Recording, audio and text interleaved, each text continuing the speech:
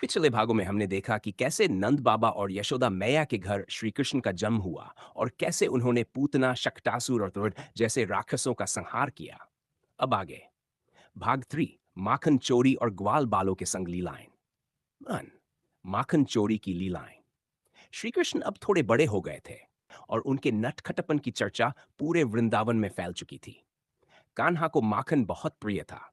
जब भी उन्हें मौका मिलता, वे यशोदा मैया के मटके से माखन निकालकर खा लेते। यशोदा उन्हें कई बार डांटती, पर कृष्ण की मासूम मुस्कान देखकर उनका गुस्सा पिघल जाता। कभी-कभी कृष्ण अपने मित्रों के साथ पड़ोस की गोपियों के घर भी माखन चुराने जाते।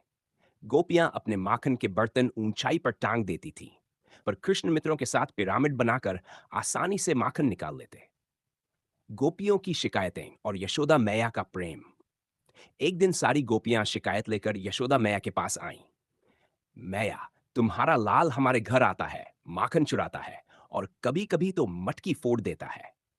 यशोदा मैया ने गुस्से में कान्हा को बांध दिया, लेकिन जब वह रस्सी से उन्हें बांधने लगी, तो रस्सी हर बार थोड़ी छोटी पड़ जाती। ये देखकर वे थक गई और अंत में कृष्ण को माफ कर दिया। इस लीला को दमोदर लीला कहा जाता है। ग्वाल बालों के संग लीलाएं। अब श्री कृष्ण अपने ग्वाल बाल मित्रों के साथ गायें चराने जंगल जाया करते थे। जंगल में वे बांसुरी बजाते, खेलते कूदते और नई नई लीलाएं करते। उनके साथ बलराम भी होते। उनकी बांसुरी की धुन सुनकर पशु पक्षी भी मोहित हो जाते। अगर आप चाहो तो भाग 4 में हम बताएंगे श्री कृष्ण की कालिया नाग लीला और गोवर्धन पर्वत की कथा। बताओ, अगला भाग चाहिए क्या?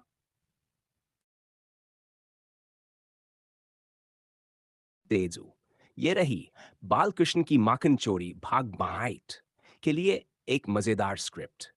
टाइटल बाल कृष्ण की माखन चोरी भाग। यमुना किनारे की ठंडी हवा, गोकुल में त्योहार का माहौल। कृष्ण की माखन चोरी अब गोकुल में मशहूर हो गई थी। इस बार गोपियों ने मिलकर एक नई योजना बनाई। सीन, गोपियां आपस में बातें कर रही है। गोपिनी 1, इस बार माखन की मटकी इतनी ऊंचाई पर टांगेंगे कि कान्हा भी नहीं पहुंच पाएगा। गोपिनी, और मटकी में माखन की जगह हल्दी हल्दी और दही भर देंगे। देखना मजा आएगा।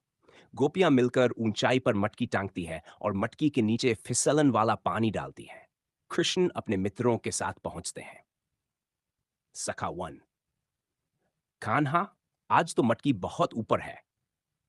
कृष्ण, ऊंचाई चाहे जितनी हो, माखन तो हमारा है।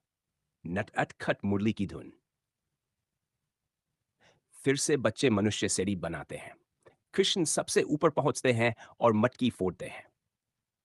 मटकी से माखन की जगह दही और हल्दी गिरती है। सबके चेहरे पीले होते हंसते हैं।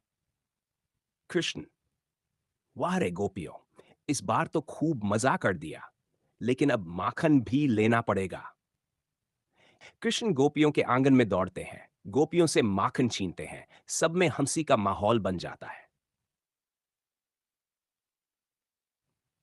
गोकुल की गलियों में नटखट कृष्ण की हंसी गूंज उठी। माखन चोरी नहीं थी, ये तो प्रेम की लीला थी, जो आज भी हमारे दिलों में जीवित है। जय श्री कृष्ण। अगर तुम चाहो तो